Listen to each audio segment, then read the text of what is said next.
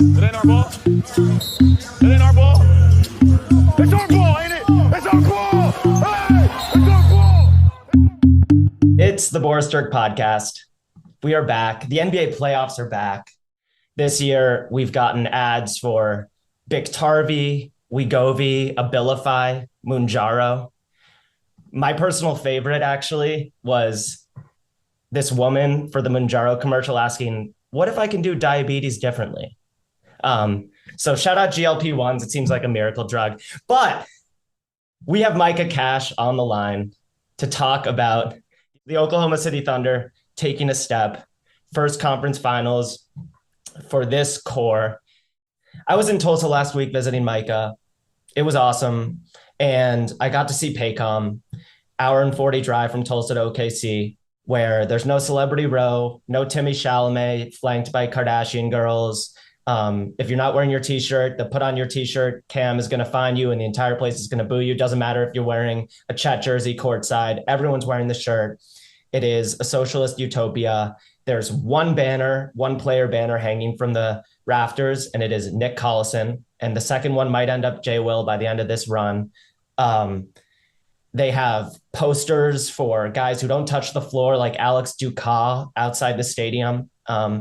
And look, MSG is fucking amazing in its own way. But there's something really special about the in-person experience at Paycom right now. And Mike, I know you wanted to talk just a little bit about the city and the fan experience on this run. So picture this. You're driving to Game 7 yesterday, driving down I-40, which is under construction as always, in a thunderstorm. As always, you can't make it up. That's really what was happening. You pull up to Sun Cattle Co., which I'm just going to, not sponsored, I'm going to give a shout out. Drew went there with me. One of the best barbecue burgers I've ever had. 10-minute walk from the stadium.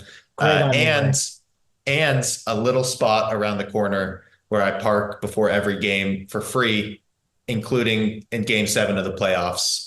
That right there is not something you're going to get at most stadiums in this country. You walk in, I got there 30 minutes before tip.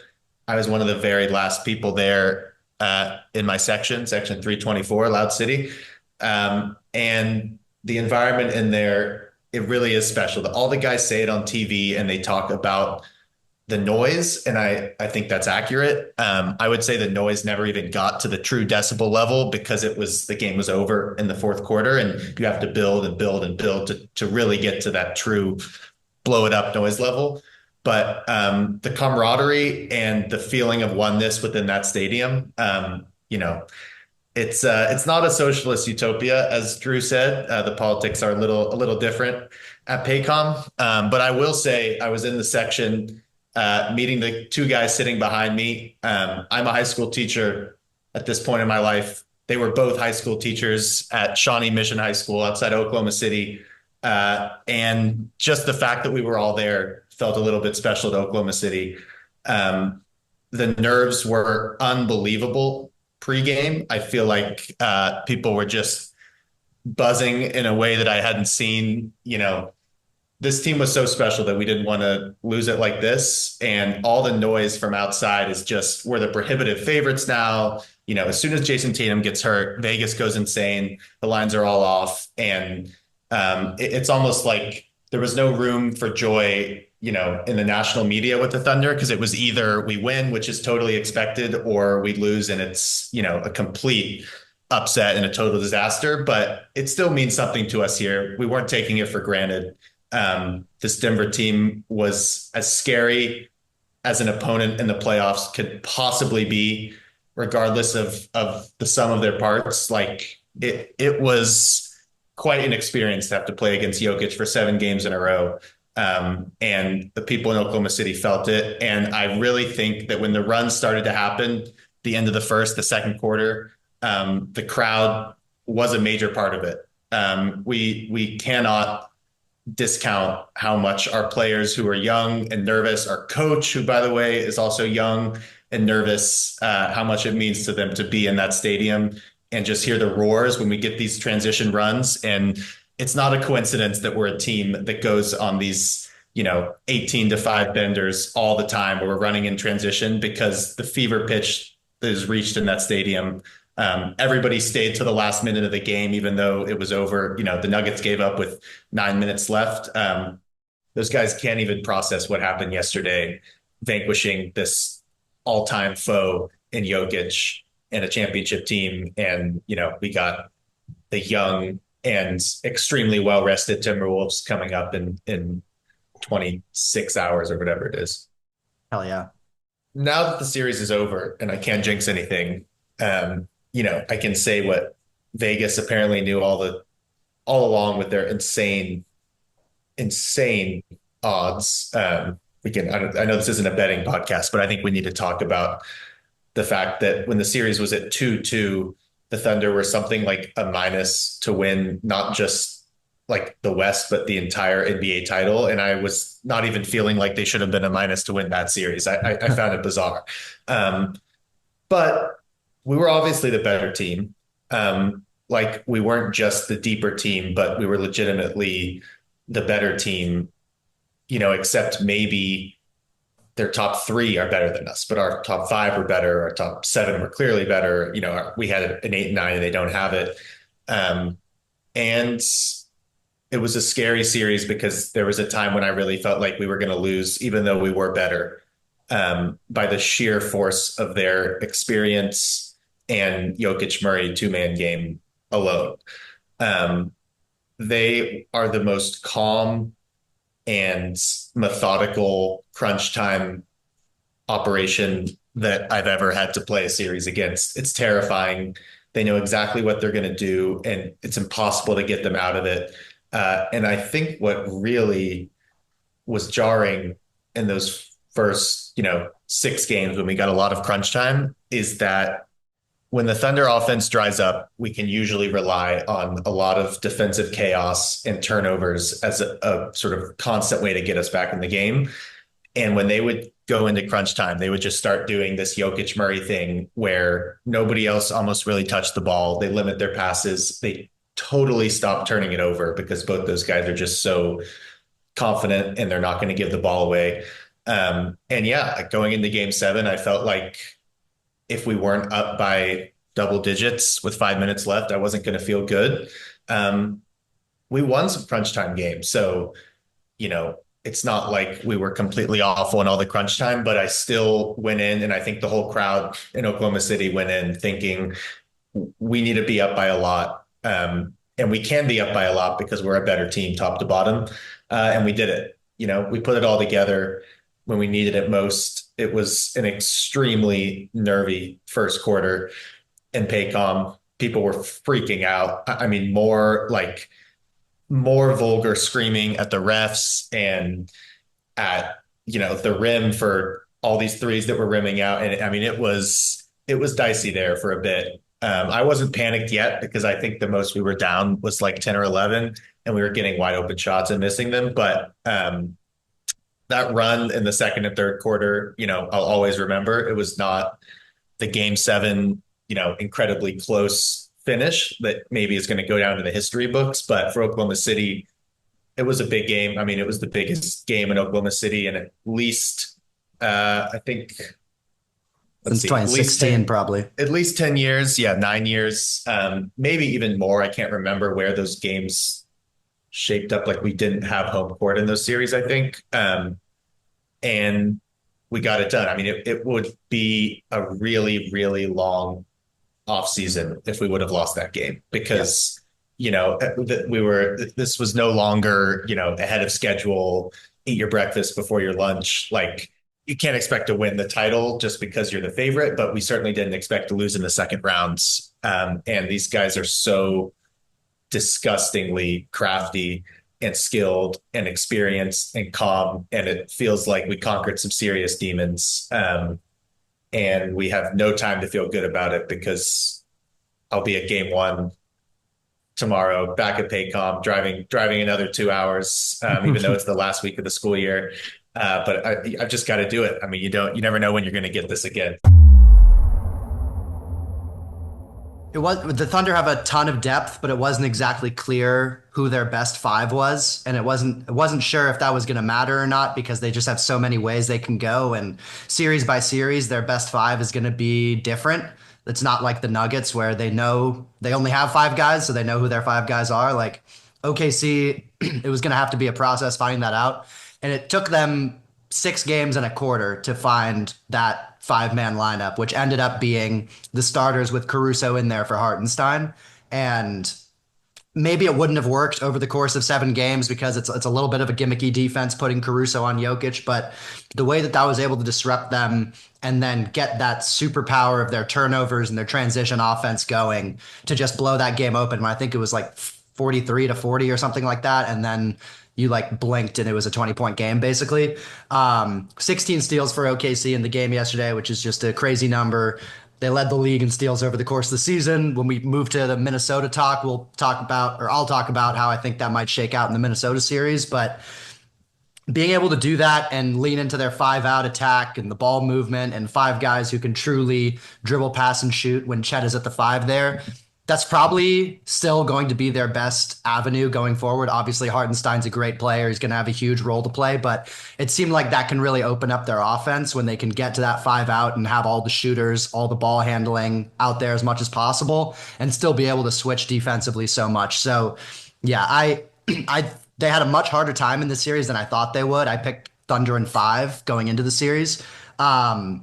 But I mean, all the metrics are basically like the Thunder dominated the series. The Nuggets just managed to sneak out game 1 on that crazy sequence at the end with the botched fouling and Aaron Gordon hitting the 3. And then I think game 5 or game 6, or game 3, maybe one of the other ones that was really tight down the stretch and Gordon hit another 3 to put them up.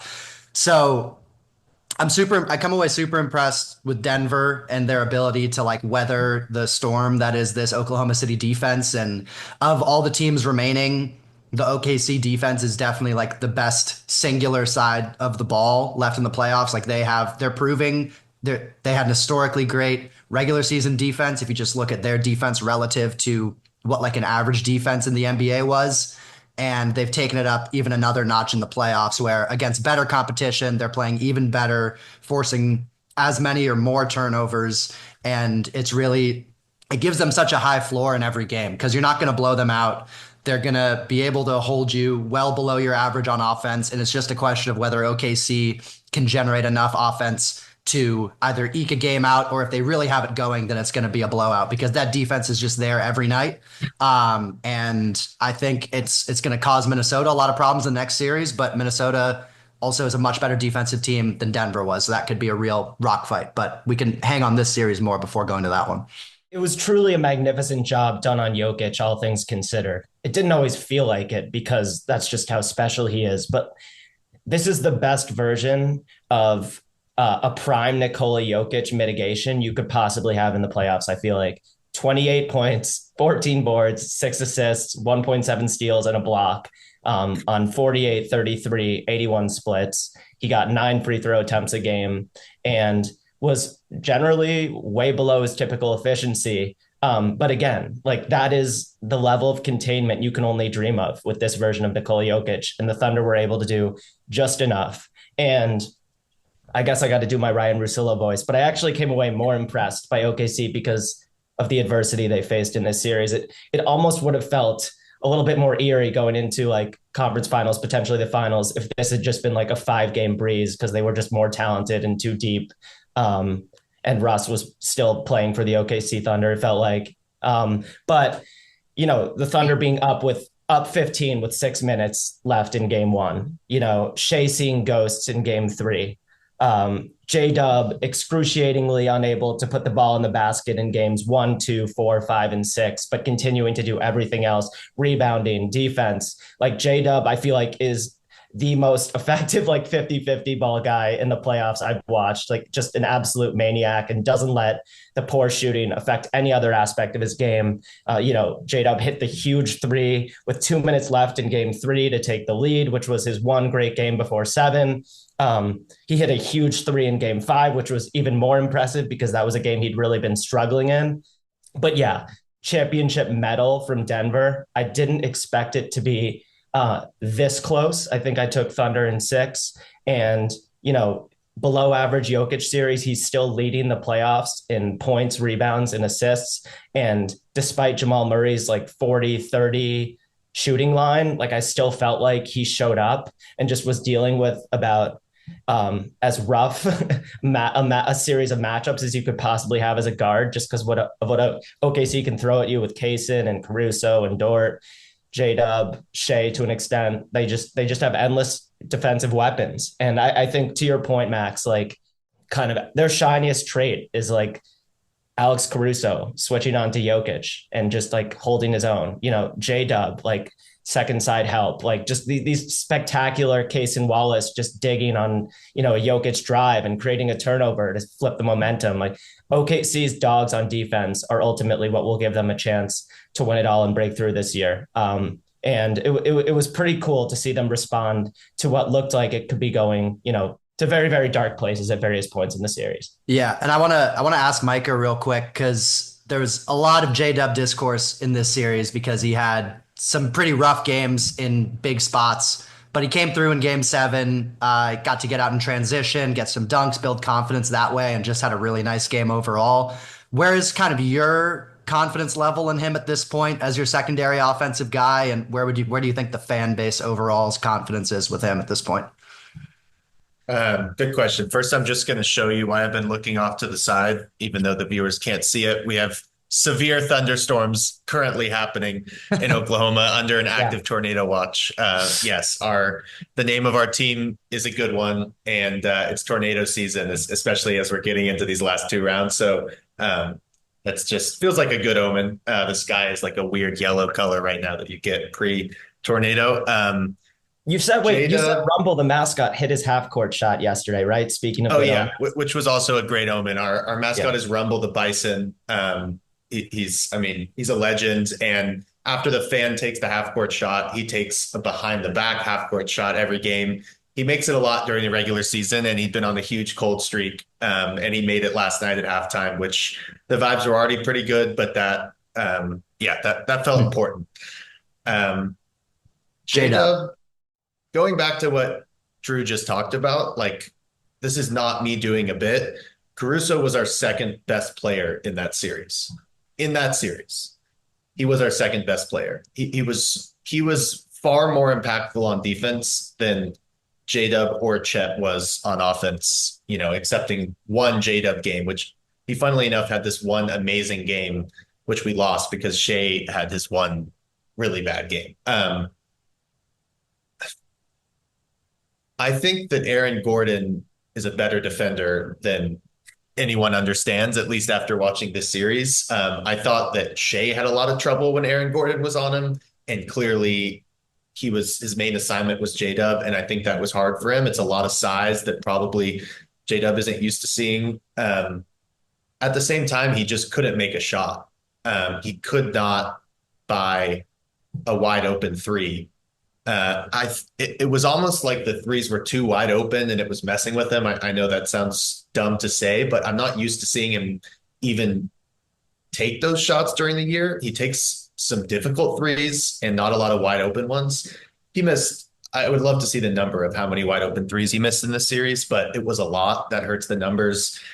I don't know how worried I am. The shot looks fine. Unlike Chet, who shot looks a little weird, but J-Dub needs to go to the rim as much as he can.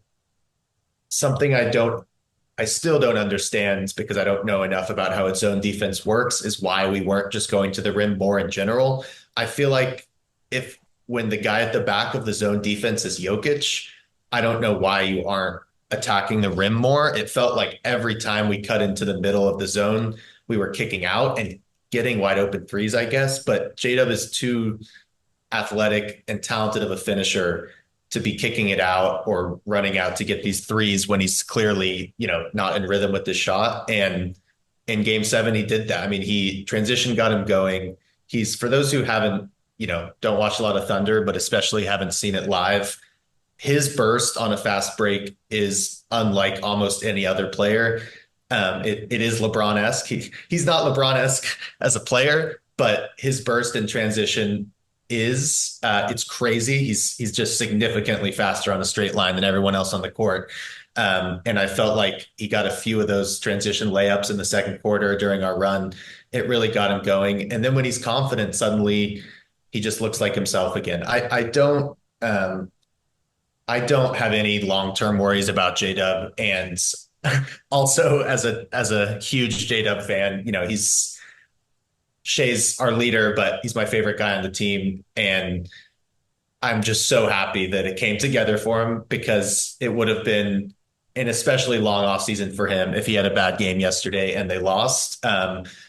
All these idiot pundits talking about how we might have to move him are out of their mind. There's zero chance that we were trading Jalen Williams in this offseason, no matter what happened in Game 7. I refuse to believe that is anywhere on the table. I think this would have to happen like 2 more years in a row before we would consider that. He gave us great stuff on defense for the whole series. He actually was a pretty good creator, especially when Shea was off the floor, and he couldn't buy a make, especially from outside. I'm curious what you guys think about J-Dub, if you saw anything that really worries you here. And then I would love to talk about Chet a little, because I think that's, especially for the upcoming series, I'm have my eyes on Chet, maybe even more than J-Dub. I feel like almost as much as any series I've watched, this is like an eye test series where I look at a lot of the stats after the fact and feel like I'm going to have to like make sure my kids understand some stuff about this 7-gamer. Like you said, Aaron Gordon averaged something like 13 and 9. He was probably better than anyone in the series on the Thunder, not named Shea. And that's not a knock on J-Dub. Like Aaron Gordon was just a 2-way monster in this series, as long as his body held up. To your point, also, Caruso, I think, was legitimately the best player on the floor in Game 5. And Caruso guarding up, guarding down, finishing at the rim when it felt like there was a lid on the rim. The Thunder just couldn't get points in crucial moments. Caruso was absolutely fearless, and his teammates fed off that. They call him Monk. We've heard all that crap. They stopped putting towels on that midget who, interviews them post game. And I think that also helped the maturity level generally. Aaron Wiggins had I think, second or third highest usage rate in this series, because when he's on the floor, they just really let him cook. Obviously, he played half as many minutes as J-Dub, but when he's on the floor, they really give him license to attack. And his shot looked really clean. He looked super comfortable in tense moments. But yeah, J-Dub, I would never trade J-Dub at this stage. At the very least, just because like the contract is still so much more appetizing than, Giannis, who's going to be on the market. Like, you just have to wait and see what J-Dub can become. And also, I just really, really believe in his mental makeup. Like, he's so smart and so confident, and it's not fake confidence. He said after Game 6 that shots weren't falling. He was doing everything he could to score, and it just wasn't happening. And it had nothing to do with effort, but he knew he had let his team down. And I'm misquoting him, but it was just really well, maturely said. And then he came out in Game 7 and completely brought it back. And I just never had a doubt that J-Dub was, kind of like in the moment and giving his team 120%. And unlike other guys we've seen in the playoffs, whether or not his shots go in absolutely has no impact on his competitiveness and what he's bringing to the team. And also, I think his passing continues to be his most intriguing trait to me. And I wonder if long-term he is sort of the point guard for this group. And because his assist numbers were up in this series, even when, he was shooting, the James Harden lines, he's still finding dudes. And that's also why I think it's so important that he continues to grow as a finisher. I've always felt like the last piece for him is just the final touch on drives.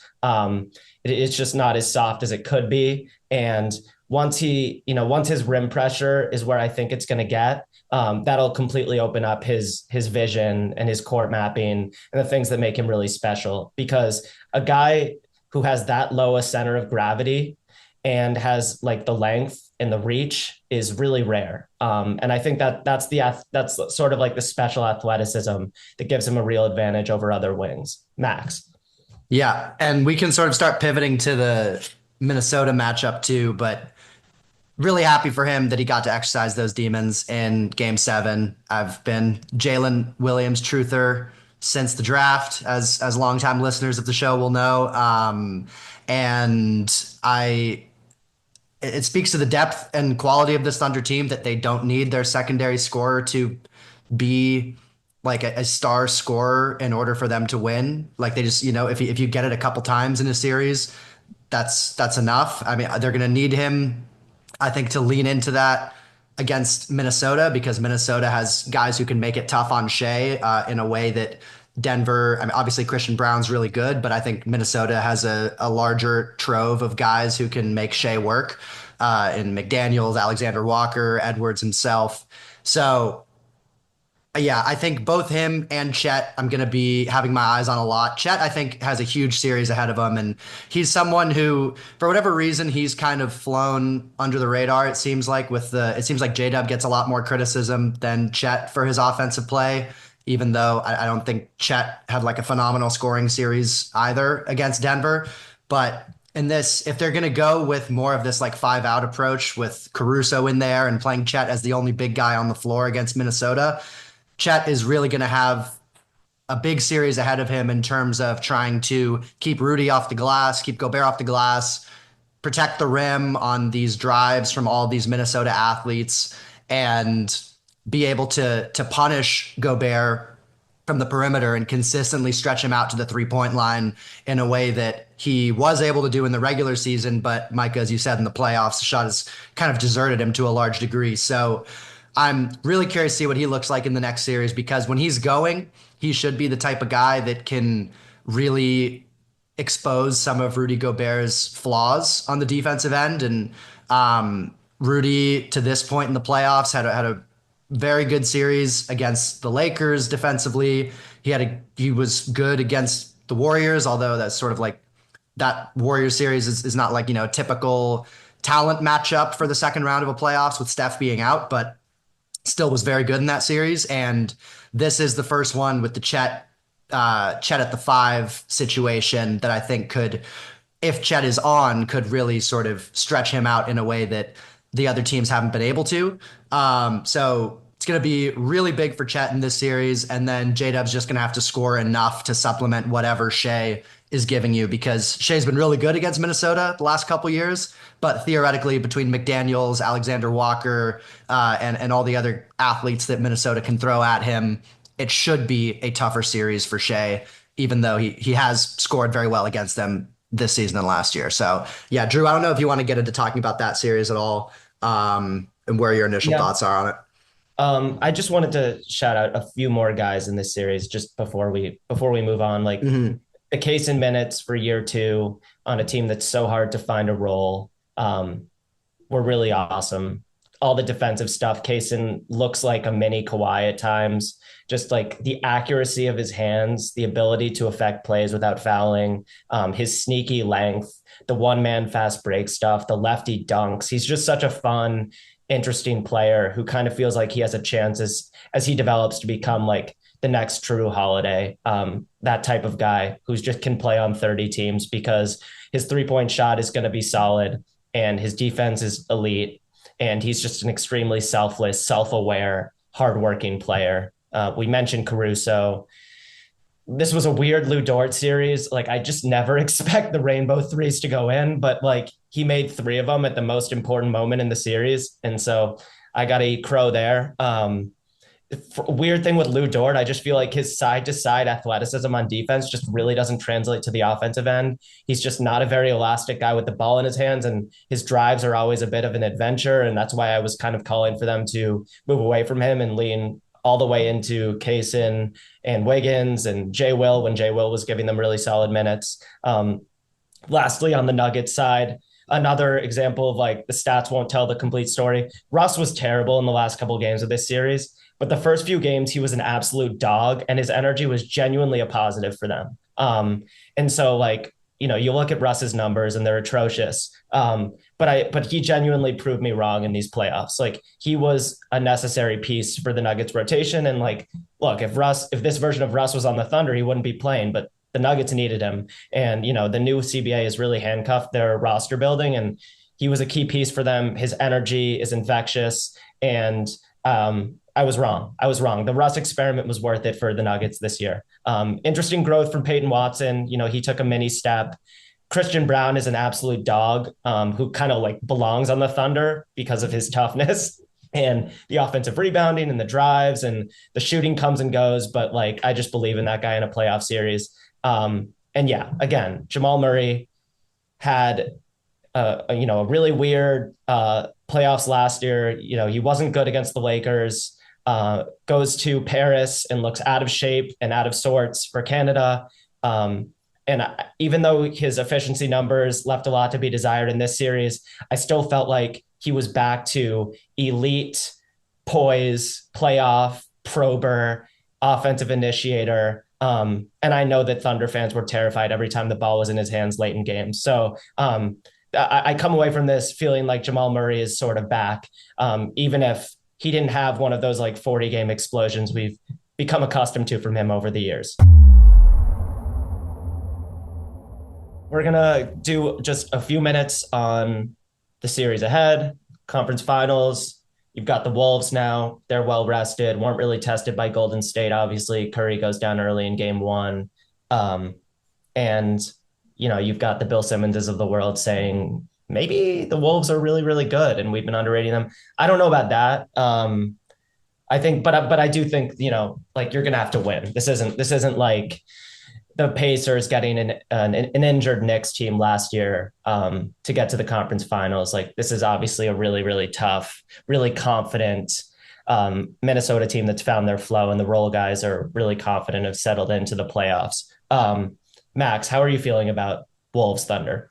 Yeah, I think both teams are constructed very similarly. In a lot of ways, I think OKC is just like a better version of Minnesota, where they both have this apex perimeter scorer and Shea and Ant, and then all these surrounding skilled athletes around them. And I just like OKC's mix of skilled athletes a little bit more than Minnesota's. I think Edwards is probably going to struggle in this series the most he's struggled all playoffs long. I would be surprised if he doesn't, then that means he's probably like a top 3 player in the league, but I would be surprised if that happens. OKC just has so many bodies they can throw at him between Dort. They can give him different looks too. You sort of have like the fire hydrant and Dort. You've got Caruso, who's just so disruptive. J-Dub is like a bigger guy with length who can really make him shoot over the top more. So I like all the answers that OKC has for Edwards. And they also have a level of rim protection, which neither Golden State nor the Lakers had. And what we've seen the past couple playoff runs with Ant is where teams don't have a good rim protector, he just feasts in a way that is kind of unstoppable. We saw it last year against Phoenix, where he went off, against the Nuggets, who don't really have a rim protector. Gordon's great, but he's not, when he got to Dallas and went against Daniel Gafford and Derek Lively and was really forced to become more of a jump shooter, he became a lot less effective. Granted, the jumper's a lot better this year, but with Hartenstein, Holmgren, all the rest of the length the Thunder have, I think they're going to make it really hard on Edwards. That being said, Minnesota's got a lot of stuff to throw at Shea, which is going to make him work harder than he had to work in the Nuggets series between Nikhil, McDaniels, Edwards himself. So I think it's going to be a real drag it out, knock down, sort of like a lot of games in the hundreds and 90s. Both these teams are so good defensively, so athletic, that I just don't see either team like really running away too much with the series. But overall, I just think OKC's mix of depth, shooting, athletes, and overall defense is just going to make things a little bit harder on Minnesota than Minnesota can do for them. Yeah, I think this is the toughest defense the Thunder played in the entire playoffs. For every good two-way player on the Thunder, you'll find one on the Wolves. They're going to switch. They'll play drop in the pick and roll with Shea. They'll zone. They've basically shown an ability to do everything defensively at a high level. And there's a real chance that Ant is the best player in this series, not because I think Ant is better than Shea in a vacuum, but Ant is just good enough to hit that level. And also has just been on a crazy heater the last few games. I can't believe I'm saying this because I've been a Julius Randle hater for several years now, but Julius Randle has been a more effective release valve than J-Dub so far in the playoffs.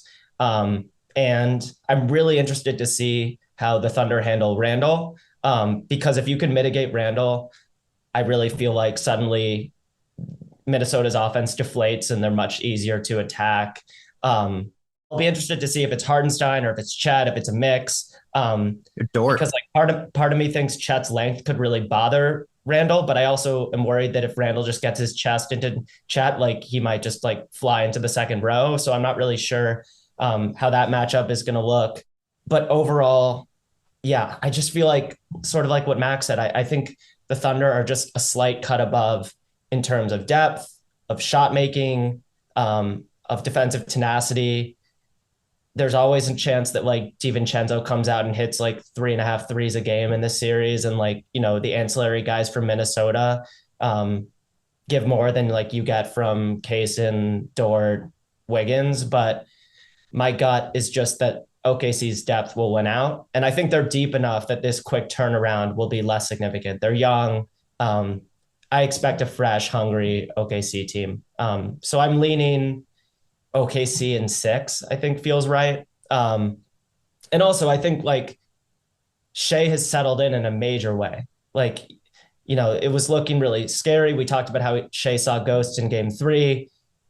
I think he's seen enough shots go in now in the latter half of the Nuggets series that he's going in to this round versus Minnesota, playing against his like cousin and best friend, Nickeil Alexander-Walker, like just really, really ready, and kind of like the butterflies have settled. And I think we're going to see a really special SGA in this series. So yeah, I'd feel good about the Thunder. But I've been wrong about Minnesota at every turn this year. So I don't want to write them off. This could be another 7-game nail biter. But I'm definitely picking OKC. Yeah. Micah, is there anything going into this series that really is causing you concern? There's plenty that's causing me concern. Yes. I think we've watched Dag grow up in these playoffs a little along with the players. He had a rough game 1 against the Nuggets for sure. And I think a spectacular game 7. It was gimmicky, as has been mentioned, but you can do gimmicky if it's for one game. You know, we have had the luxury, we haven't had the injury luck of a lot of other teams these playoffs. You know, we got to coach against 2 interim coaches so far. Both teams we played fired their coaches near the end of the year. Just an interesting trivia. And now, you know, Dag will be the significantly less experienced coach. And I think that's just something to watch. I also think that the physicality and just sort of temperature level of the teams will be interesting, considering how hard fought this series was. Like, there was never really a time when it felt like it all got out of control or anybody's, you know, there was just a level of respect. And for some reason, it was never even close to crossing the line, as physical as it was in this last series. I have a strong feeling that's not going to be the case. It's not like it's out of the ordinary for, you know, tempers to rise and for there to be some scuffling. But I think that given the kind of pride and physicality of the Timberwolves and just the incredible energy and physicality of the Thunder, I expect like a fight in game 2. And I just think it's going to be interesting to watch how both teams handle that. The zone is a fear of mine because we looked so unbelievably bad against Denver's zone. Minnesota actually likes to play a zone, unlike Denver, and they have way better personnel for it. Like, I was watching those games just not understanding why we couldn't crack the zone, especially with Jokic at the back. But now it's like, okay, you have Rudy at the back of the zone, so it really is very hard to get to the rim. And you have amazing wing defenders. And that's why, as I said earlier, I think Chester, our freak alien bodied friends, really needs to be assertive at the rim and have a big series, because the Nuggets were basically hiding one-armed MPJ on him and he wasn't doing much, and it was weird. I don't know why he was settling for these open threes that he gets, and even when they go in, don't look good. And like occasionally he would just remember that he actually can dribble and go to the rim and take his last step like 12 feet from the rim and still just have a layup, and it would look really good. And yeah, Rudy, he's obviously, the ideal stretch guy against Rudy. They can't really put Naz Reid on him because he's just too tall. Like I think he has, 4 or 5 inches on him or something, and he needs to be assertive. Shea's going to be good, but they're probably going to double him at some point. They'd like to do that. J-Dub is going to have another, Jaden McDaniels, Julius Randle, and one of those guys are going to be on him at all time. The Timberwolves played us really well this year. I feel like, again, a lot of these pundits maybe didn't watch a lot of our games this year that I've been listening to, and just don't realize that it was 2-2. They didn't have Julius for 3 of those 4 games.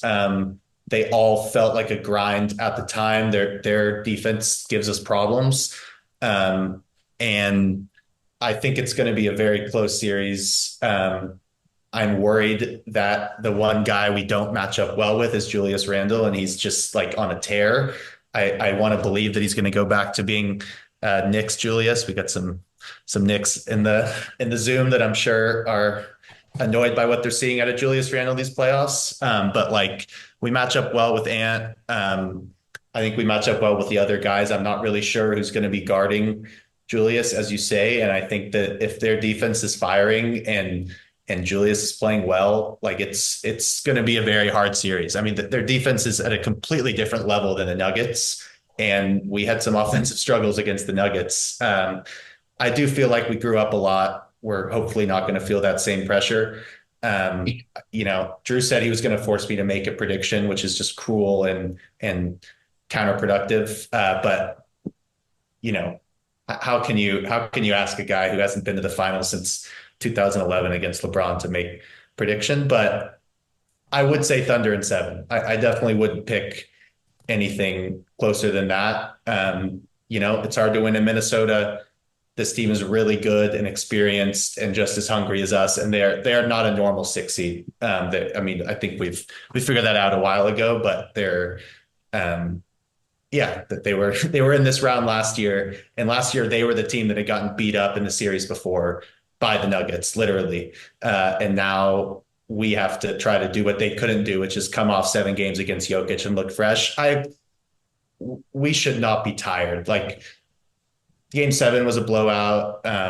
We're a young team. It's just like we don't play huge minutes anyway compared to other teams in the playoffs. I refuse to even entertain that excuse. I think that there could be an emotional hangover from this series that I worry about, like in games 1 and 2, but I don't worry about the physical stuff, until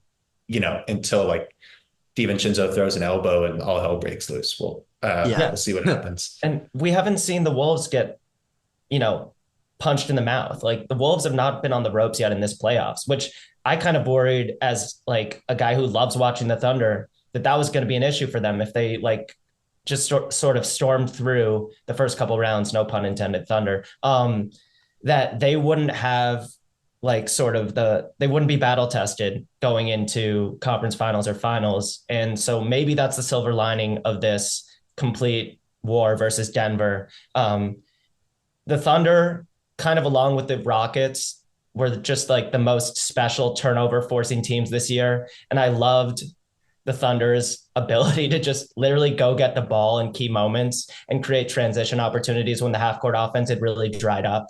The Wolves at their worst turn over the ball a lot. So hopefully that plays out for you guys in this series. I really want to see if the Julius Randle experiment is still, flowers and rainbows when you're throwing some of the best perimeter defenders and post defenders in the league at him. And at the Thunder offense's worst, they look kind of like the stagnant Celtics or the stagnant Wolves, where Shea is sort of just waiting until 6 seconds on the shot clock to attack a not so ideal matchup. So I really hope we get the very deliberate Shea, who's, attacking a switch on Conley, try to play Conley off the floor, because I feel like when they don't have Conley out there, they really lack a straw to stir the drink. And that's when the offense really, really dries up for them. And maybe we can, it will start to look more like when the Wolves offense kind of ran out of gas last year in the playoffs. And we can talk about Dag versus Finch, which will also be a really interesting coach matchup. At the end of the day, it might just be as simple as who plays better between J-Dub and Julius Randle. Like, there's a good chance that right there just decides the series to an extent. But I'm pumped. Yeah. Two absolute dog teams on defense, and kind of Shea versus Ant battling to be sort of the baton taker as we see like this young revolution and new stars on the scene. So Yeah. pumped for this one. Couple quick stats I wanted to call out. So these are the two best defenses in the playoffs so far. OKC best playoff defensive rating, and 5 points better than second place Minnesota. But two best defenses in the playoffs, going to be absolute rock fight games pretty much all the way through, I would predict. I was going to call out the turnovers too, because Minnesota was below average in turnovers this year. OKC, as we discussed, best team forcing turnovers. And Denver was like an above average turnover team that after playing OKC is down to one of the worst turnover teams in these playoffs just because of how disruptive OKC is. So I could definitely see a couple games where Minnesota's loose with the ball and OKC goes out on these like 10-0 runs because of all that transition play. And then Anthony Edwards against the Thunder the last 2 years is averaging 22 points, 7 rebounds, and 5 assists. So considerably down scoring wise from what he is normally on 42% shooting. So also less efficient than he is normally.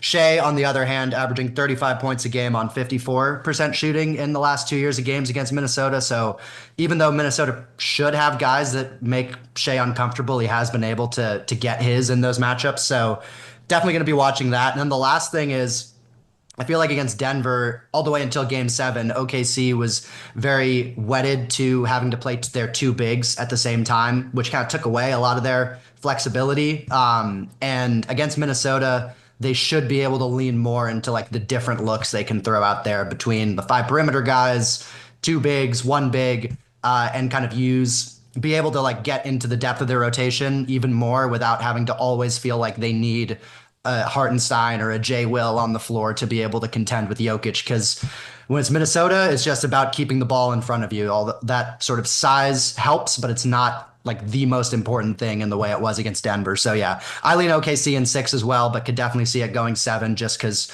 as Micah said, with the zone, like Minnesota can drag these games into the mud. But I think overall, it'll just be like the Thunder eking out a couple close ones and then maybe a couple ones where Minnesota's sort of worst tendencies in terms of turnovers get the best of them.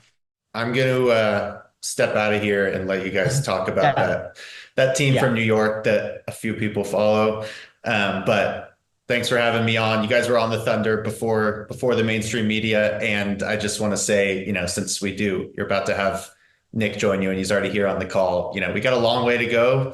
But could you imagine if on June 6th, I'm driving to Oklahoma City to see Thunder Knicks in the NBA Finals, something we've dreamed about since we were living together on the Upper West Side. I mean, it would be quite something. And by the way, they've had epic games against each other in the regular season. I know I'm just jumping the gun and jinxing everything right now, but you guys know what I'm talking about. This is the orange and blue episode. And for the Thunder, lastly, the expectations aren't going anywhere. You guys were minus 620 to win the Nuggets series when it was tied 2-2, which was just ridiculous, even given the result.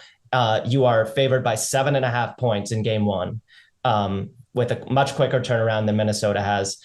So unfortunately, the markets are doing their best to continue to jinx you guys. But yeah, long road ahead. Would love to see a Knicks Thunder final. Micah, thank you for joining. Hopefully we'll have you back soon and it won't be a post-mortem. Thunder up.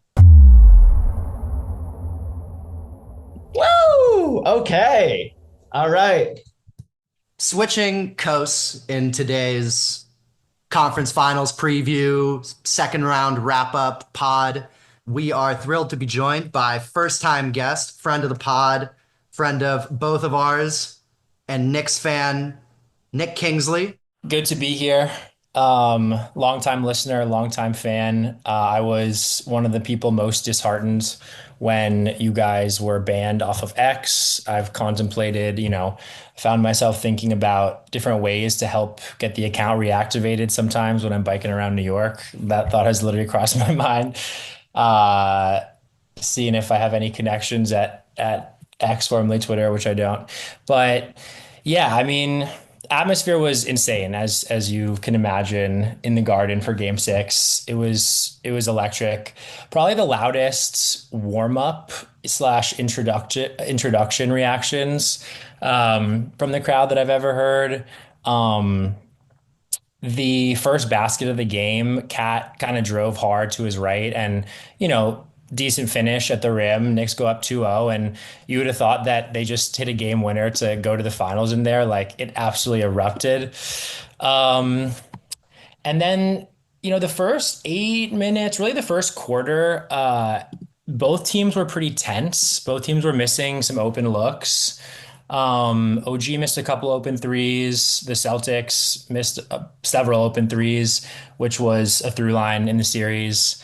And I thought then that, they were really kind of, obviously the game was over within like 30, 45 minutes. And I thought, before it was really over, that there were kind of a couple inflection points. Where the Celtics could have stayed attached and a couple of plays went the Knicks' way. The first was the like highly clipped Mitch play where he, rotated to 4 out of the 5 Celtics on the court, closes out to Drew, guards Drew on the drive, passes him off to Cat, and then closes out to Jaylen Brown in the corner.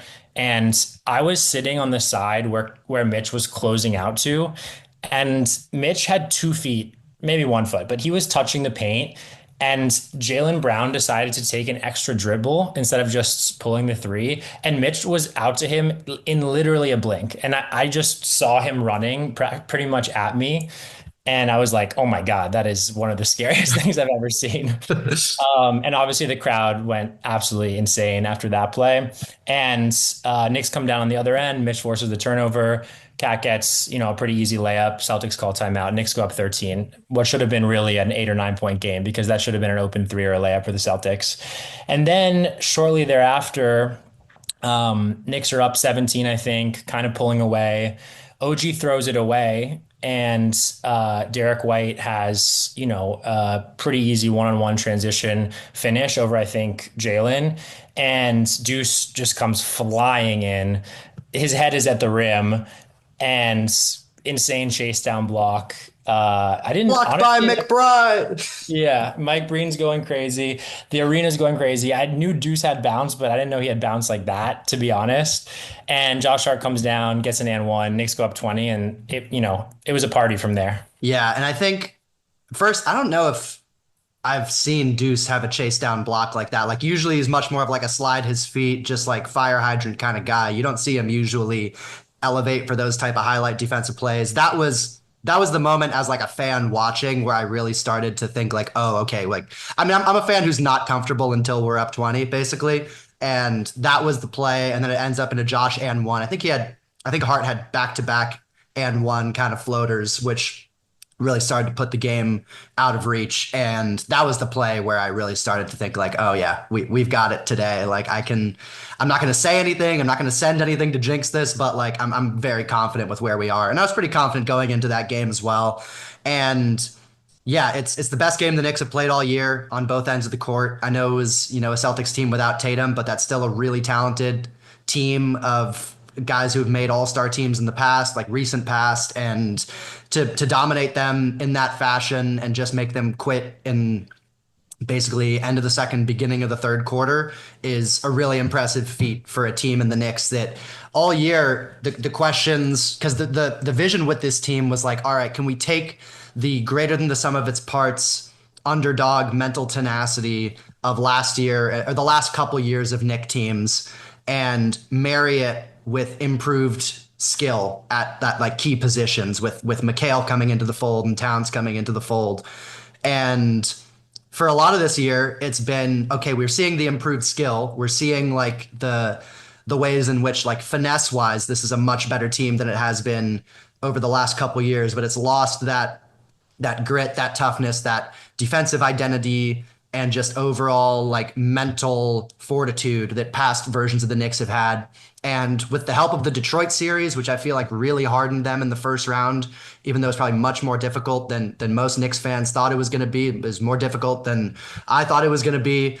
But going through the experience of that and all the clutch games in that series and the way they had to dig deep in certain moments, and then pulling that into the Boston series where you just saw their mental fortitude basically in every game except game 5 where they kind of just like took the night off. That showed like what the vision of this team was, where you're getting the sort of toughness Villanova identity from years past that's embodied by Josh Hart the most, and then the improved skill and shot making across the board and defensive playmaking at times with some of the key wing positions that was just resulted in an absolute euphoric experience. Like that's maybe the happiest I've ever been watching a Knick game. The second half of that, I was glued to the TV for the last 24 minutes, even though they were up 30 plus like almost the entire time. And yeah, it's just an amazing game to watch. I would say that I have so much Knicks trauma that even when they were up 30 in the third, I found myself thinking about a game in the Emirates NBA Cup that the Knicks played against the Heat, where they were down 25 in the fourth, and they came back and won that game. And Julius Randle hit a crazy step back three, and I was like, well, like it's not really over yet. And then they went up like 37, and I was like, okay, now I can relax. But yeah, it was a party in the Garden. The celebrities were out, of course. Timothy was there with Bad Bunny, which, was a bit disrespectful to Kendall, I thought, but, and, the PA announcer or like the guy who does the sounds, like he was just geeking. Like he clearly had no plan for the Knicks being up, 35 in the fourth quarter. And so corner of the arena started singing like na na na na, and then the guy on the actual sound starts playing that song, and then the whole arena starts singing it. They did Sinatra, New York for the karaoke. Like it was really just, I think, a sort of catharsis for 25 years really of pretty dark times. And Nick's Twitter was producing some great content, just literally posting images of the starting lineups of the Knicks teams like during those 2.5 decades. So yeah, it was a great feeling on Friday. Yeah. Shout out Langston Galloway. Yeah, if you told me that Mikal Bridges would shoot 0 free throws in the second round against the Celtics, OG would shoot 38%, albeit, you're getting all the magical OG defense. Cat would be 3 for 19 from 3, and there's a solid argument that Minnesota won that trade as good as Cat was all regular season. That, you'd get 0 significant playoff minutes from any of your rookies. Kolek, McCullough, my guy Pacome Dadier, he's coming, don't worry. Ariel Hookporty. I know like most of the time rookies are irrelevant in the playoffs, but I mean, look at the Nuggets title a couple of years ago. Christian Brown played a big part, and this Knicks team has desperately needed depth pretty much all year. But if you told me all of those things are happening and you're still finding a way to legit beat the Celtics, because this series was emotionally over before Tatum tore his Achilles, like you guys took it to them. You scared the shit out of them in crunch time in games 1 and 2, and genuinely outplayed many people's title pick. And so now all bets are off, because the mental toughness that you guys had last year, like Max said, is now paired with higher, like top level talent. And I don't know what to expect. I'm still going to pick the Pacers in this conference finals. I'm just saying it now. And it's my job to balance you guys out a little bit. But yeah, it was pretty awesome to see the Knicks dig deep. Obviously, like we're just in crazy, like sort of all-time great guard play territory with Jalen Brunson. He, shot 45, 39, 83 in this series, 26 points, 4 boards, 7 assists, and is just the most dangerous crunch time scorer left in the playoffs now, I think it's fair to say, unless, Shea wants to take that throne in the conference finals. And could do it. But right now, Brunson's got the belt. This is going to have to be a really big bounce back Cat series for you guys versus Indiana. But I think there's so many reasons to be optimistic, because a lot of things went wrong for you guys in this series, in the Pistons series, and it hasn't mattered. This team has stayed focused, stayed uber competitive, and looks way more like a Tibbs DNA team than they did during the regular season, which is just a testament to, like you said, the Villanova connections, the MSG element. I really love going from the Thunder to the Knicks because I feel like they have arguably the two best home court advantages in the league in like very different, beautiful ways. Yeah. And it was really fun watching you guys, beat everyone's least favorite team. I want to shout out Tibbs, because Tibbs and Bridges, because both guys have taken a lot of heat from national NBA media and Knicks fans, including me at many times during this season. But Tibbs, I think, as someone who's seen a lot as being a guy who's very set in his ways and like he like has the way he likes to coach, and that's the way it's going to be all year long. He really shined, I think, in this Boston series and showed a lot of things that he didn't try at all in the regular season. Like it kind of reminds me of that championship Bucks team where they'd had a couple years where they had their defensive style. That's the way they played, and it ran into its ultimate ceiling in several years in the playoffs against lesser opponents. And their championship year, he got a lot more willing to experiment, try switching, try all these different defenses, and like really unleash the team in the playoffs in a way that allowed them to ultimately go all the way to the finals. And with Tibbs, I mean, Boston destroyed the Knicks in every matchup they had. And now I kind of wonder to a degree, yes, they vastly outplayed them and they were the more talented team in those regular season matchups. But I do wonder if Tibbs was kind of playing possum to a degree in those matchups because he deployed a completely different defensive game plan in the playoffs than he did in the regular season when Towns would just be like in drop coverage and the Celtics walked into open three after open three after open three, and leaning way more into switching in the playoffs this time around. It just looked like a totally different defense, and Boston was clearly very unprepared for it in those first couple of games. So that, I think, he deserves his props for. Bridges tapping into a level of defensive intensity, which we didn't see all season long in this series, was really amazing. And like he really sort of, even though he shot very poorly from three, between that and his mid-range scoring and really key moments, just like was one of the more important Knicks in this series. And yeah, I'm really looking forward to see how he goes against Halliburton, because it seems like he's the type of defender who should be tailor-made to guard Halliburton with his length, and Halliburton's not going to bully him physically in a way that like a Luka has in the past or something like that. But yeah, I wanted to shout out Tibbs and Bridges because both guys. Oh, and the other one, I remember there was two adjustments, going double big, which is not something that Tibbs did a lot in the regular season, partially because Mitch was hurt a lot, but really leaning into that in the second round here. And I think that's going to be a look they go to a lot as they go forward, just because defensively it's so dominant and Mitch has been so good. Like you can't keep him off the court. So shout out Tibbs, because he was definitely coaching for his life or for his job in this series. Possibly his life, you never know. And he really he really shined in a way that I think not a lot of people expected going into it. 100%. Yeah, I was going to bring up the double bigs piece. If you hadn't, I think, the other piece that changed from the regular season was Mitch being back and being healthy.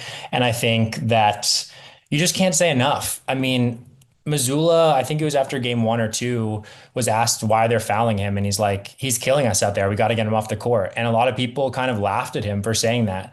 But you look at the numbers after the series, and I saw somewhere that the Knicks were a plus 18.1 net with Mitch on the court and minus 11.9 with him off. And that with Mitch on the court, the Knicks are rebounding 39% of missed shots, meaning they're essentially getting 1.4 possessions for every, time down the court when Mitch is playing.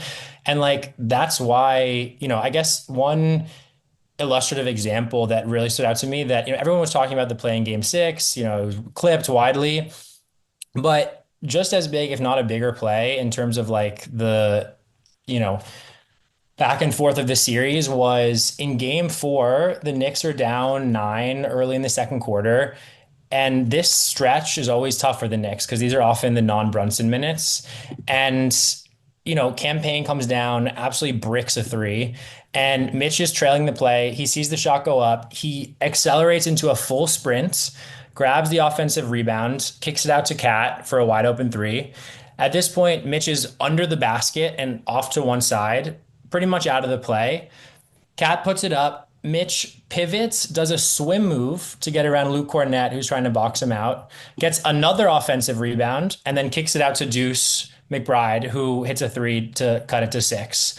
And that's a game that, the Knicks go on to win, in clutch time. Obviously, it would be sort of defined by the Tatum injury, but, the Knicks did come back from another deficit, and they're not even in a position to make that comeback if, they don't stay attached through plays like that. And that's, those are the kinds of plays that then translate into the kind of eye-popping, analytics numbers that you see for Mitch, even though, he ends every game with like 6 points and 9 rebounds. It always feels like those rebounds are so impactful. So I wanted to make sure we, gave Mitch, a full bouquet, because he was just unbelievable in this series. And he obviously wasn't healthy for, most of the, I think 3 of the 4 regular season matchups against the Celtics. Yeah. And it was conceivable that we'd never get this version of Mitch. Like Mitch was kind of almost in the Porzingis class of like big bodies that you just don't quite trust are going to be healthy late in the season, post all the wear and tear, coming back from his injury. Last year, was it the foot or the ankle that was hampering him against the Sixers? And But I think, yeah, and then into the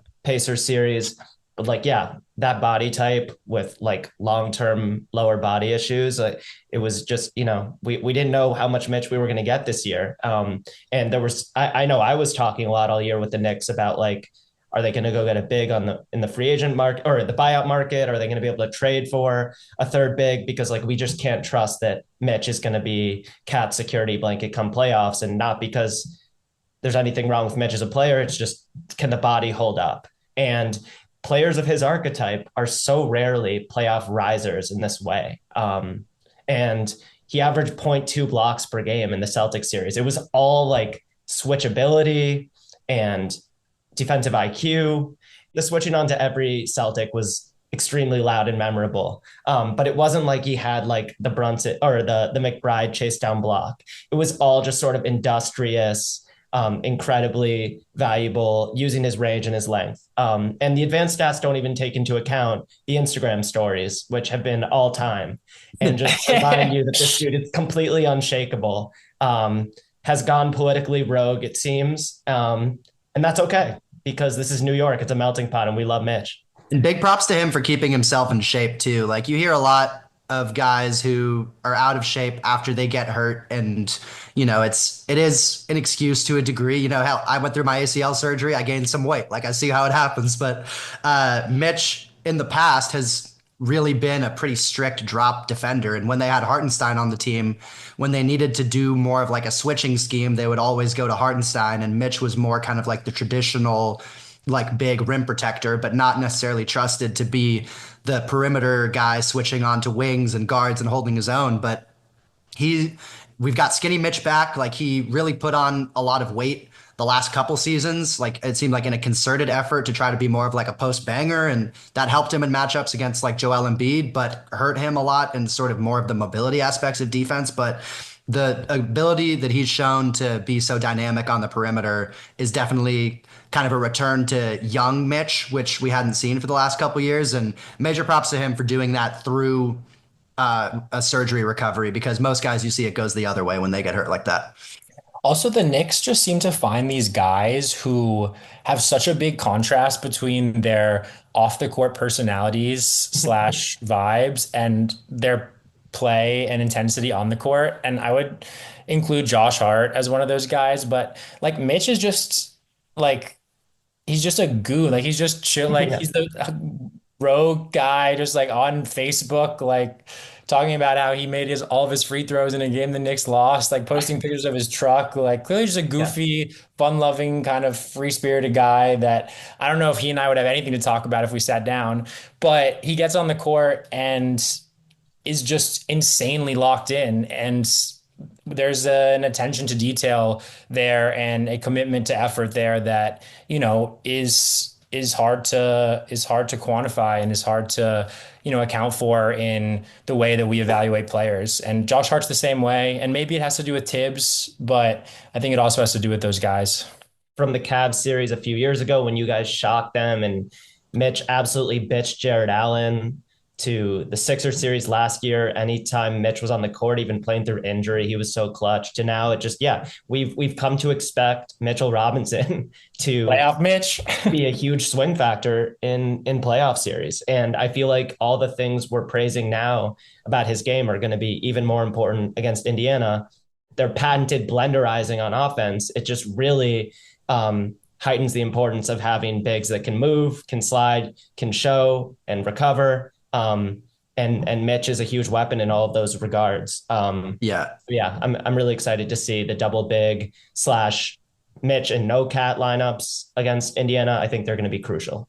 Yeah. Last thing I want to say on the Boston series before we pivot to looking ahead to Indy.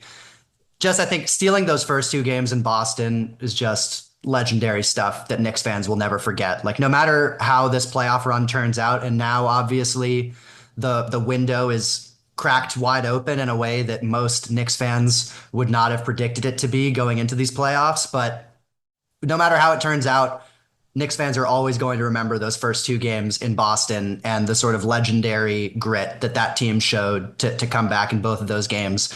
And you can't say enough. We haven't talked enough about Jalen Brunson. Like, this has been a very sort of Mitch and depth focused approach to the Knicks performance in this series, but you just can't say enough about Captain Clutch. The guy is just, you have so much faith in him as a fan that he's going to show up when you need him, and he's going to be at his best when his best is needed. And the degree that he was torching this elite, and his efficiency numbers aren't going to be eye-popping, but the production he had in this series, given the quality of defenders he was going against, is just incredible stuff. Drew Holiday, he was actively hunting Derek White, who's one of the best guard defenders in the league, and sort of giving him hell every time he got him switched on him. Horford's a really good perimeter switch guy, didn't stand a chance in a one-on-one situation against Brunson. He was hunting Jaylen Brown. He was posting up Jaylen Brown, which, that's always the crazy sort of mindfuck thing with Brunson, is he he looks for switches onto guys 6 inches taller than him and then posts them up from the elbow and gets into his footwork bag and just is so effective with it. And even Drew Holiday, who's still, he's older, and, Simmons and Russillo are talking a lot about how he might be untradeable, but I feel like that guy's still pretty good, even though he had a bad series against the Knicks. But he's still one of the best guard defenders in the NBA, and he probably gave Brunson the most trouble, but still by the end of the series, it wasn't enough resistance. And just the combination of that with just, you need one or two of the rest of Hart, OG, McHale, Cat. You just need 1 or 2 of those guys to give you a good offensive night combined with Brunson, and then just the rest of the energy you get from the team. And that can be enough on a given night. And yeah, looking ahead to Indy, I think both teams are going to be able to score a lot on each other. It's going to be kind of the polar opposite of the Minnesota OKC series, where it's, instead of 2 teams that are well equipped to stop each other, it's 2 teams that kind of aren't equipped at all to stop each other. So it's going to be a really fun series to watch. Nick, I don't know if you have anything else on the Boston series before we go to Pacers. Not really. I think the biggest compliment that you can give Brunson, and we could obviously, you and I, Max, do a whole Brunson pod, just exalted. Yeah, where's he at in the pyramid? Is he top 100 yet? In his greatness and his transcendence. And, we have some elections coming up in New York City. No one's that excited about. And I think if Brunson declared today, he'd probably get 80% of the vote. This man is so popular in New York City and beloved and embraced in a way that it just feels good to be a part of. But I think the biggest compliment that you can give him in terms of his play in the Celtics series is, Drew Holiday came into this series as, an aging but elite defender and key, piece on a championship team. And now we're talking about him, or the national media, I guess, is talking about him as though he's this chain around the Celtics' neck. They can't wait to get rid of him. And, part of that is the injury and the reality of the second apron. But, part of that also is that Brunson kind of torched him again and again in big moments in this series. So can't say enough about him for sure. But I think with that, happy to go to the Pacers. Yeah. Derek White too, by the way. Derek White got toasted a lot in this series, and he's also elite. Brunson's unguardable, and it's not all dark arts, obviously. There's just the craft, the footwork, the low center of gravity, just taller, lankier NBA players can't stop him from carving out space and getting to his mid-range step back when he really needs it. Brunson magic. All right, Indiana, Max, tee us off. Yeah, so a lot of things I'm looking for in this series. I mentioned that Mikal, I think, should theoretically be a very good Halliburton defender, so I'm curious to see what that looks like. The guy I'm most going to be watching is Cat on the Knicks side, because Boston had a really good defensive game plan to like take away his outside shot and make him more of an interior guy, which he kind of got more comfortable with as the series went on, but definitely I think was fairly erratic in that series in a way that his numbers were really impressive, but I think on sort of minute to minute watching basis, a lot of Knicks fans were probably having heart palpitations with some of his plays. I think in this series, Cat should be much more comfortable offensively. The most underrated thing about Tatum, I think, was his ability to guard Cat very well in a one-on-one situation. And the Pistons tried to do the same thing with Tobias Harris, who did a pretty good job, but was not going to be as good at it as Tatum was. With the Pacers, you might get Miles Turner guarding him, which I think really is good for the Knicks, because then when bigs are guarding him, he gets a lot more threes off.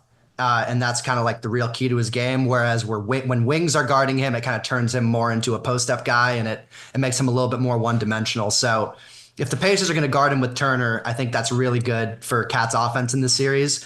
And if they're going to guard him with Siakam, that also seems like he should be able to exploit that matchup in the post and maybe pick up some fouls on Siakam. So offensively, I think Cat's going to have a much better series than he has in possibly either of the first two rounds. Defensively, though, it's a bit of a nightmare scenario thinking about him trying to keep up with the Pacers blender and their ability to just get the whole defense in rotation, make all five guys on the court have to guard their asses off. So that's going to kind of be the biggest tension point for me is Cat's offense going to be able to make up for his defense? Nick, what's sort of sticking out to you early on? Yeah, I mean, I think that the reason you go out and get Mikal Bridges for 5 first is to have, as you referenced, earlier, the greater diversity of initiation. And I think that even though, to your earlier point, like he wasn't so efficient in the Boston series and frankly in the Detroit series as well, his buckets felt very timely, and they often were in the non-Brunson minutes where Tibbs has kind of increasingly given him the keys to, initiate offense. And I think, for the Pacers series, if I think about matchups, like we kind of know that Nesmith is probably going to start on Brunson. The rest of that, maybe they'll probably put Halliburton on Josh, I would guess. And then the rest of it is a little bit up in the air. I think, whether Siakam guards Cat, whether Turner guards Cat, most likely I would think that Andrew Nembhard is going to be the person who starts out on Bridges. And I think that he has a chance to really punish that matchup. He has shown throughout the playoffs that, his most comfortable shot is, kind of like a contested 12-footer over a smaller guy. And so if he continues to shoot that shot at a high clip, I think that could complicate whatever the Pacers are trying to do schematically to, address Cat, which, teams seem to have found this, put a smaller guy on him. And I think that like having more offensive versatility, like allows the Knicks to sort of take advantage of that in a way they wouldn't have been able to without Mikal and without also OG's kind of ascendance offensively this year. Yeah. And Mikal, like his best moments in the Boston series were really all that matters with that shot is that he can sort of get it off over a shorter defender. Like when he was doing it against Horford or some of the bigger guys on the team, he wasn't quite as reliable with that fadeaway. But over a guy like Nembhard, who's a really good defender, but he's like 6'4", that shot's going to be, I think, pretty easy pickings for Mikal if he can get to it. So those things combined with Brunson's always been very comfortable against the Pacers offensively. Like Nesmith is kind of their best option on him, but can be kind of prone to fouls. One thing I thought Boston did really well was not fouling Brunson. Like they were really disciplined with that.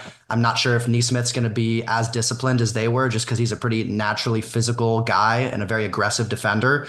And then if it's anyone else, if it's Siakam maybe can give him a little bit of trouble, but it's not like a look I'd go to all the time. Nemhard has just been barbecue chicken for Brunson over the years. So I really don't see Indy being able to guard the Knicks all that well between Cat, I think, being more comfortable offensively, Bridges being able to shoot over the top of smaller guys, and then whichever solution they're going to go to for Brunson. But on the other side, yeah, Drew, you said you were going to pick the Pacers. I imagine visions of Cat moving his feet in space plays a big role in that. I'm wondering what else is sort of making you tilt that way.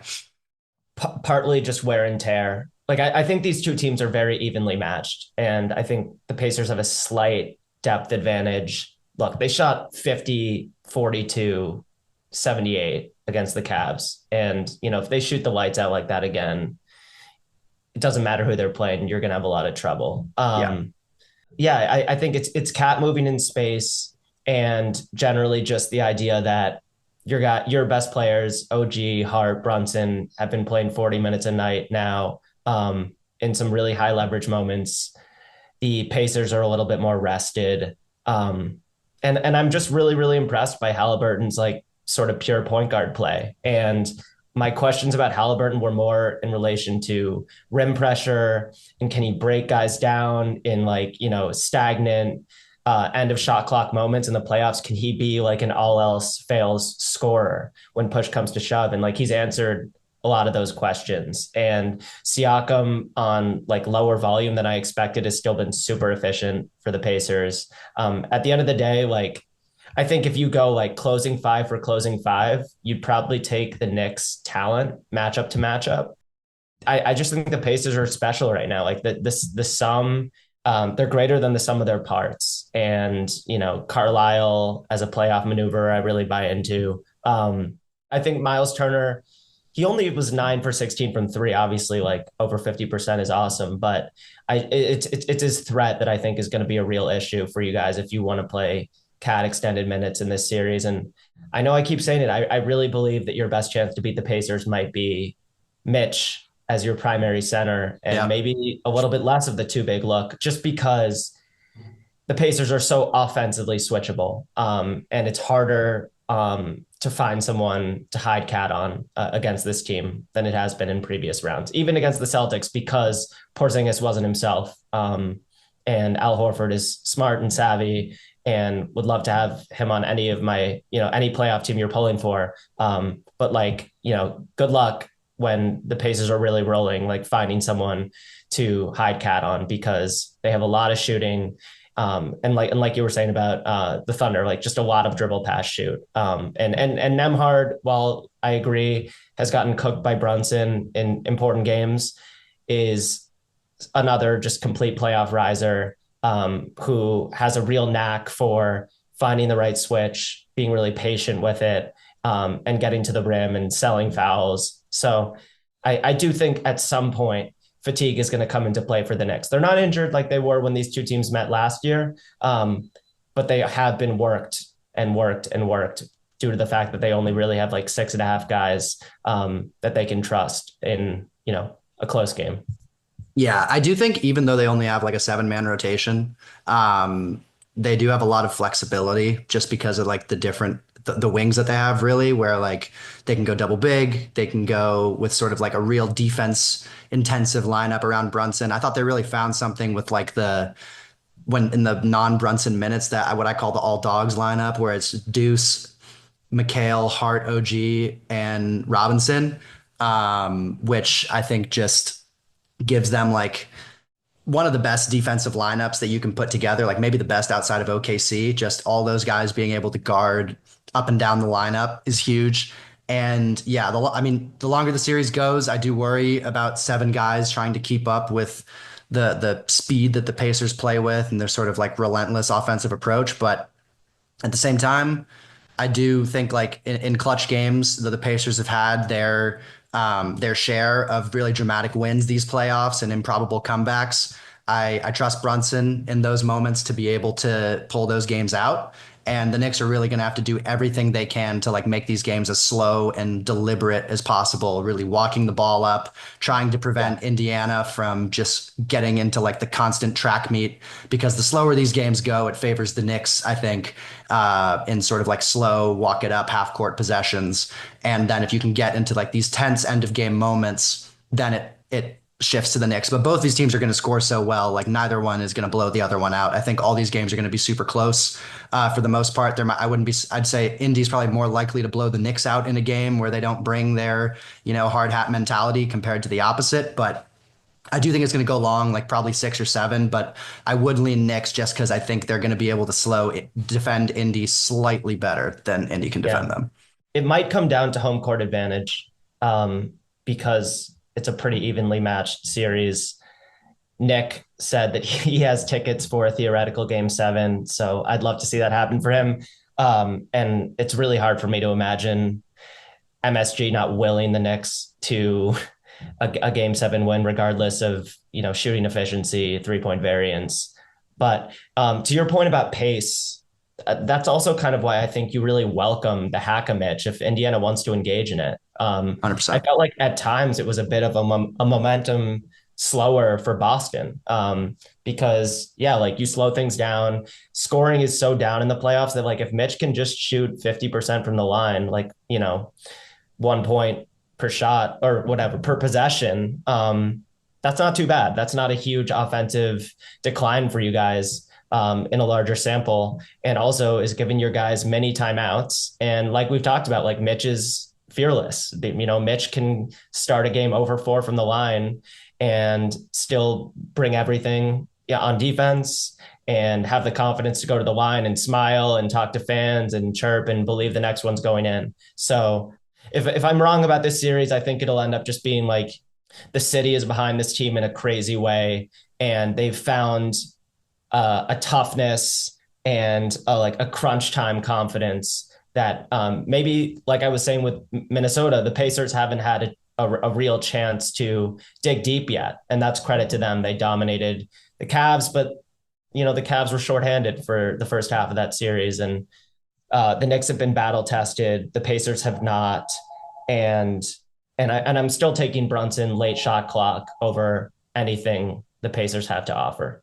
I hopped on the Zoom towards the end of your guys's, OKC Minnesota preview. And, you're talking a bit about both Ant and Shea having a chance to kind of, go to the next level of just their career accomplishment trajectory. And I think, just to go back to kind of the Brunson piece and the New York City piece, which obviously is near and dear for both me and Max, if Brunson leads this team to the finals, like it's a whole nother level. And to say nothing of winning the finals, Halliburton, the same, of course, he has that chance. But I think the reason I lean Knicks, not to turn this, elevated discourse into kind of whatever ESPN is shoving down our throats these days in their pregame show. But like the Knicks do have the best player in the series, I think. And I think at the end of the day, that does matter. To your point about down the stretch, go get me a bucket. Like Halliburton is not really that guy. I just, he'll go get you a good shot. He'll go instigate good offense, but he's not going to, take and make tough, contested shots in the way that Jalen is.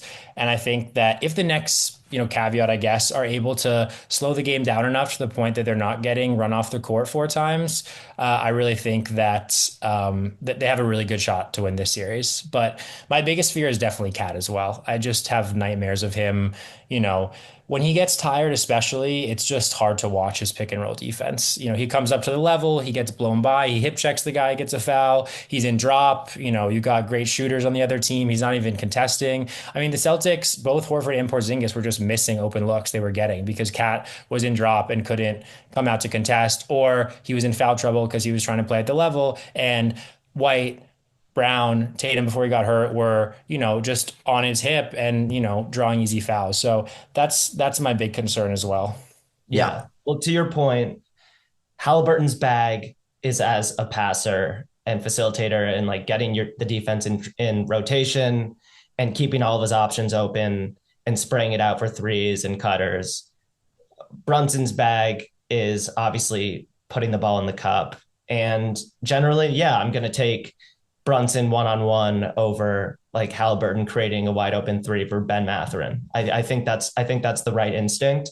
And we have seen some Halliburton like crab walking, like dribbling side to side, no bag, like late shot clock, trying to create like a contested three. But I've also, I feel like Halliburton has also taken a step like in terms of changing speeds and getting by the point of attack. But if the Pacers can pull this off, it's going to be more by committee. I agree with you.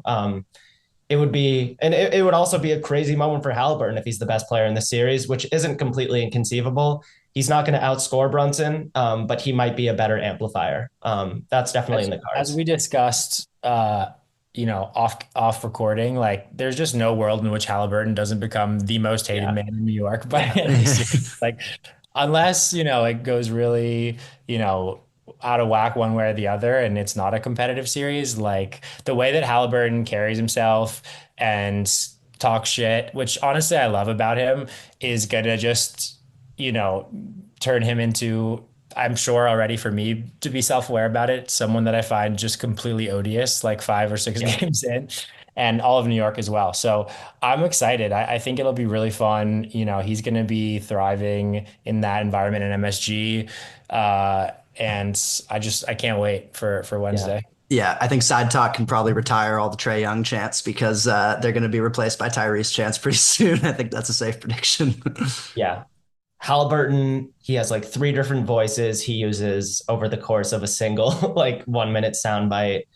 There's definitely a lot of Reggie Miller DNA just in the way he has a special talent for irking opposing fans. Obviously, we know like the early 2000s baggage, the best 30 for 30 maybe of all time. I think it was 12 years ago yesterday that the Pacers eliminated Carmelo's Knicks, and Roy Hibbert had like 21, 12, 5 blocks. And it's a really interesting battle of cultures. We got to also give some credit to Indiana's home court. Like it's a basketball state, they're going to pack the house and be ready to go. The Pacers were like plus 220 when they were up 3-1 against the Cavs, which I think was just like the casinos respecting the Cavs' ability to still make something happen in that series once they got healthy. Now the Knicks are slightly favored, but it's pretty much a coin flip. And can't wait to see it. Absolutely. I'm predicting Knicks to finals, which of course makes me really, really anxious, but can't wait. All right. So Nick, give me your official pick before we move on. Knicks in 6. Close it out in Indiana. Max? Oh, yeah. Knicks in 6 also. Pacers in 6. Close it out in Indiana. All right. Well, listen, I don't have any money on the Pacers, so I will be rooting for the orange and blue finals for my dear friends here. This has been awesome, Nick. So glad to finally have you on. There have been a lot of crossroads. We tried to get you in September for leading up to the presidential election, an NBA political comp pod that didn't come to fruition. Still sad we deprived our audience of that one. Hopefully, if we still have a country in 2028, we can make that happen. Maybe midterms, who knows? But wonderful having you on and breaking all this stuff down. Good to be here. If you guys made it this far, thank you so much for listening, and we'll be back soon. Peace. Boris Dirk. I need to go home. Okay.